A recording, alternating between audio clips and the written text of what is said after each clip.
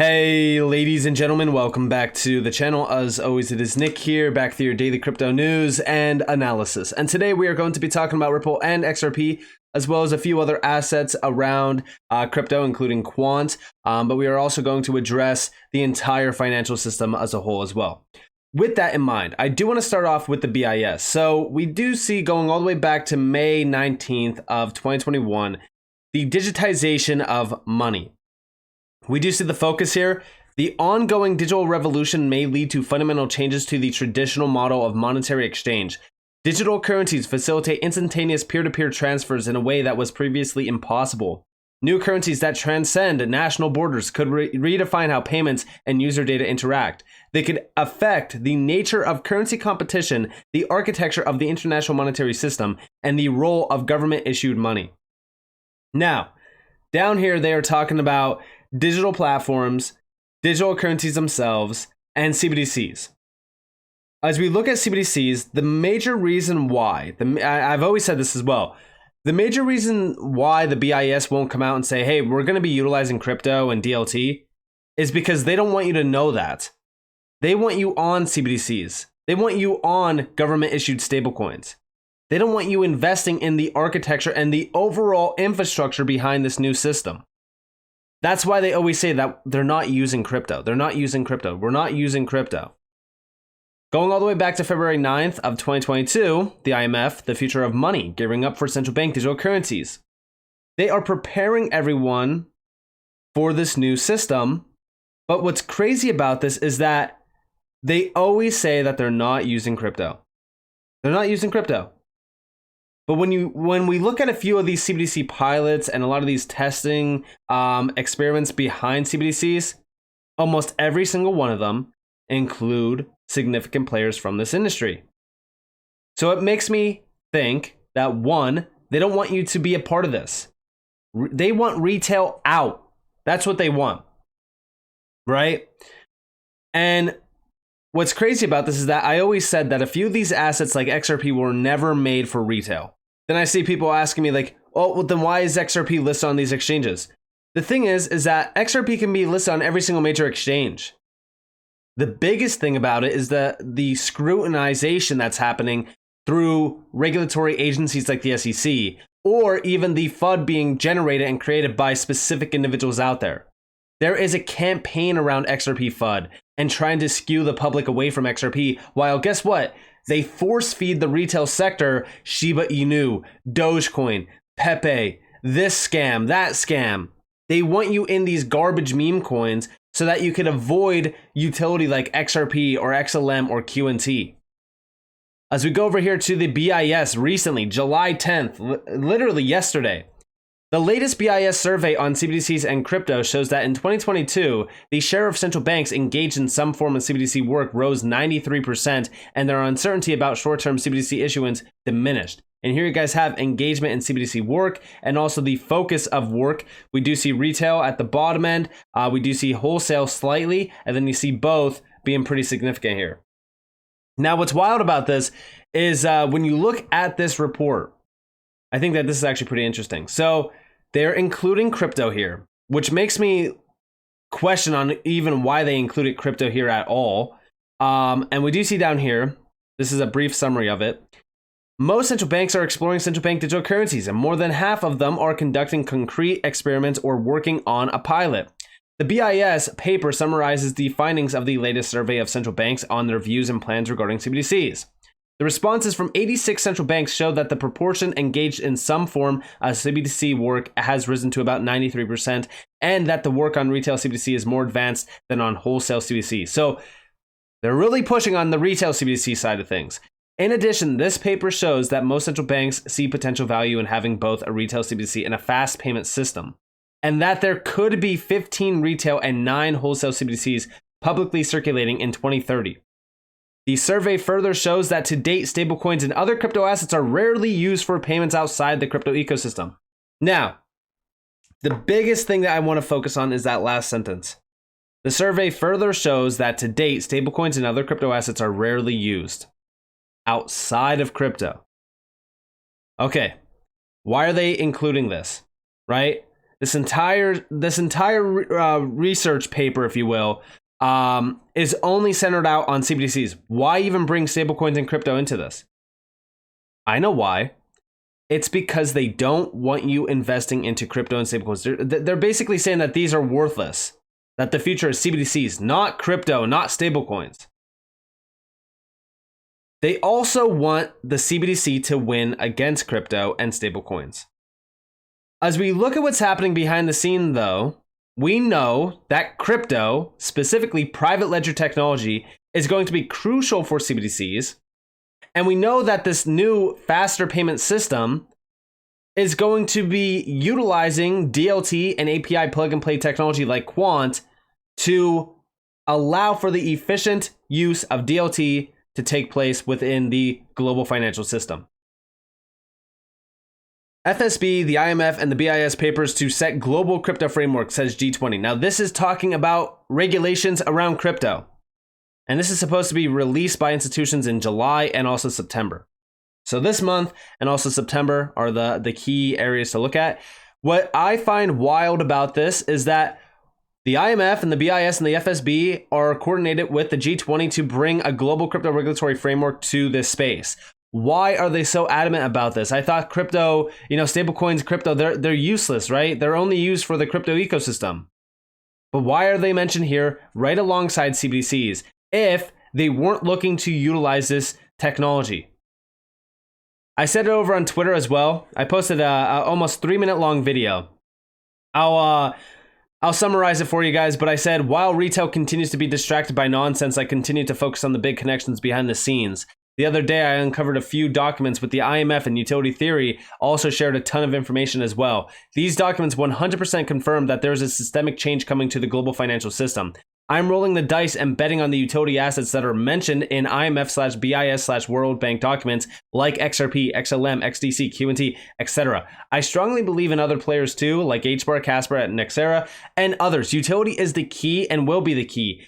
But first, we need a regulatory rug pull of the garbage in this space. Connection/networking is happening. This technology is being trialed/tested by giants within the global system. It's only a matter of time. Things are moving fast, but many don't realize it. And yes, as we look at what's happening, right? Like the regulatory rug pull is coming. Whether or not people want to realize this or not, that's totally fine. They will get shocked by this. When it happens, they're going to be finished. Because I said it many times in the past that they want to bring in regulations. Once regulations go live, this space, we are going to see 99, and I've argued that it could even be 99.9% of the space get completely wiped out. Retail is going to be the target of that wipeout, by the way.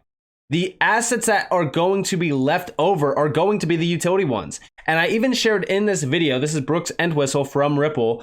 He's collaborating to deliver payment system innovations with the BIS. I've also went over a few other connections within this video as well. For example, here is a document from, this was February of 2017 with the BIS, DLT in payment clearing and settlement from 2017, and then also January of 2021, distributed ledgers and the governance of money. Mind you, we just recently seen the governance of money being talked about with the IMF just recently as well. And then over here as well, we do see the BIS Bank of England conclude a DLT settlements pilot. The BIS Bank of England complete CBDC trial using blockchain. And then here we have Quant, which is the major leader behind the BIS experiments. And you already have all of the networks that could be plug and played within Quant. A lot of these include, for example, XRP, XDC, even Ethereum and Bitcoin are there, but the main ones that I'm focused on is like Hyperledger Fabric and Hyperledger Basu. And then also over here, we have the proof of concept with Ripple with the Bank of England, synchronization of 2 different currencies across 2 different real-time gross settlement systems. We know that the CBDC trial with, for example, the BIS and the Bank of England with Quant included the idea of synchronization between 2 CBDCs within an RTGS system as well. I strongly believe that what's happening here is a major innovation of our global financial system centered out on DLT. The thing is that they're going to try to shake as many people out as possible and tell you that crypto's not being utilized. That's what they want to tell you, is that crypto is not being utilized. In fact, I just retweeted a tweet actually from Utility Theory, and we do see crypto has a bad name because 99% of DLT tokens are scams with no utility. 79% of crypto influencers are money motivated and invest on hype, and mainstream media says it's garbage. They will tell you that they're not using it. We're not using crypto. We're not touching crypto. Crypto is garbage. It's all a scam, blah, blah, blah. And then guess what? They will bring in a regulatory rug pull like you've never seen before at all. I mean, this is going to be the worst rug pull you'll ever see around crypto. And what they want to do is they want to collapse it so that what will rise is the actual assets that are being utilized and are allowing this new financial system to take place. I've talked about many of these players that are a part of this journey. Quant, in my opinion, is crucial. Quant is a key player. It's the number one reason why I talked to you guys about that collaboration between Quant with the BIS and the Bank of England on Project Rosalind. And what's wild about this is like, we know that Quant is providing a gateway to crypto for the underlying infrastructure of tomorrow. And guess what? They are centering it out on the Bank of England within the UK. And I've told you guys that focus on the UK. They are a big player around this. And you know what's crazy about all of this, right, is the CBDC talk. We know that Ripple has released their CBDC and stablecoin platform. Guess what we've seen from this? Oh yeah, that's right. Mainstream media article saying Ripple's new CBDC play has no direct need for XRP. That's right. XRP is not needed at all. XRP is useless. That's what they want you to think. That's why we see articles like this. Right? Now, what's wild about this is that we know that today more than ever that XRP is being positioned perfectly for this. How do I know? Well, from Ripple's website. I shared this video a few videos ago on why XRP is 100% going to be utilized. Check this out. Today's global financial system is more complex than ever before. Yet as the world's economies grow, the infrastructure they rely on needs to evolve. Every nation has its own independent monetary policy and regulatory standards. But with varying system access and legacy technology, the world's financial infrastructure can seem overwhelming. At Ripple, we enable governments and central banks around the world to create new, high-performance financial infrastructures built on blockchain technology. More specifically, we help governments build and launch central bank digital currencies, or CBDCs. They are national currencies powered by modern technology that is secure, centralized, and scalable. And these CBDCs will enable central banks to implement their monetary policies in more efficient and effective ways. The Ripple team brings a wealth of expertise to every new CBDC solution, working with hundreds of financial institutions, policymakers, and regulators. Our solutions facilitate billions of dollars in cross-border payments around the globe. Ripple's CBDC solution is based upon one of the most reliable, sustainable, and open-source blockchain protocols, the XRP Ledger, XRPL. The XRP Ledger technology is perfect for CBDC blockchain applications. It's fast with transactions complete in 2 to 3 seconds. It's easily customizable and programmable. It's reliable, having closed over 72 million ledgers since 2012. The ledger's native functionality for issuing digital currencies also reduces the need for bespoke programming and reduces risk. Finally, the technology is sustainable as one of the first carbon-neutral blockchains. Each pilot is completely customizable and shaped to the needs of the central bank by an expert team. Here's how it works. Each nation's CBDC is hosted on a private version of the XRP ledger.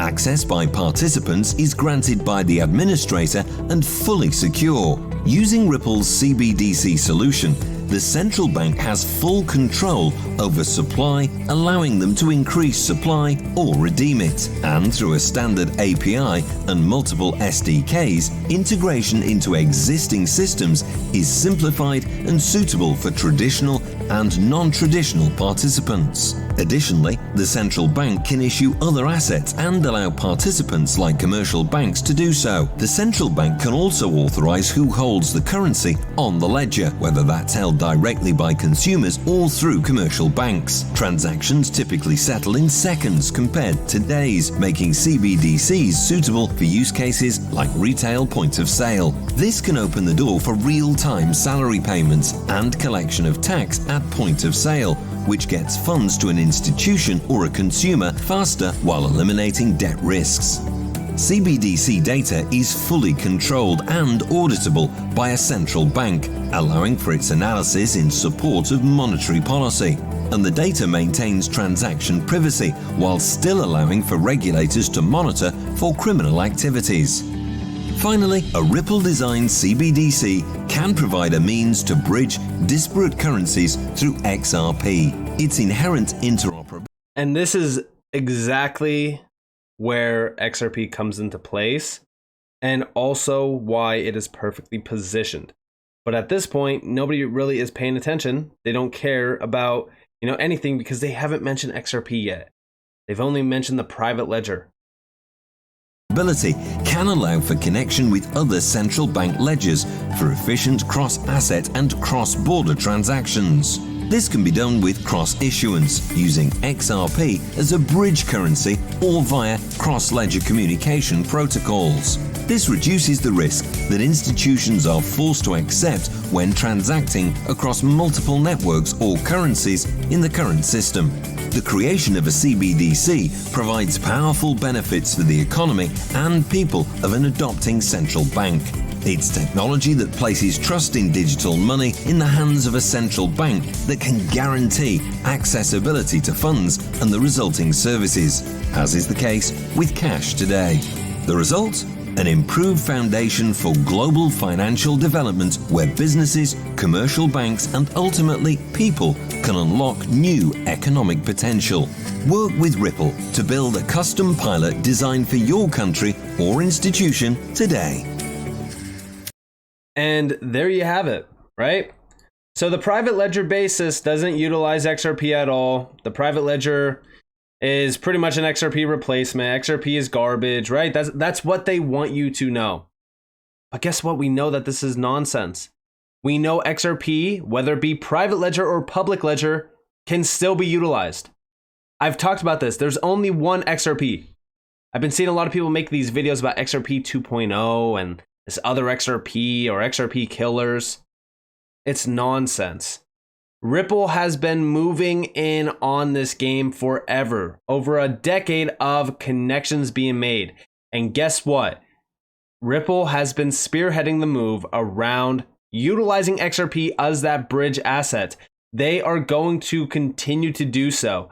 And I strongly believe that the future around these API connections and, the infrastructure of tomorrow and making sure that the infrastructure can easily be, plug and played with this new technology. It's all through what Quant has been doing. All of this is centered out on APIs, plug and play, being able to connect with this new system in this digital age. The revolution is here. People can be blinded by all the nonsense all they want, but I want you guys to understand that we are on the right side of history here. So with that being said, I hope that you guys enjoyed this video. If you guys did, definitely leave a like, subscribe, turn notifications on. If you guys want more free content, you guys are more than welcome to follow me on Twitter and join the free Discord down in the description below. As always, up to you all. Have a beautiful day or a beautiful night wherever you guys are on this video. That's been Nick. Peace out, guys.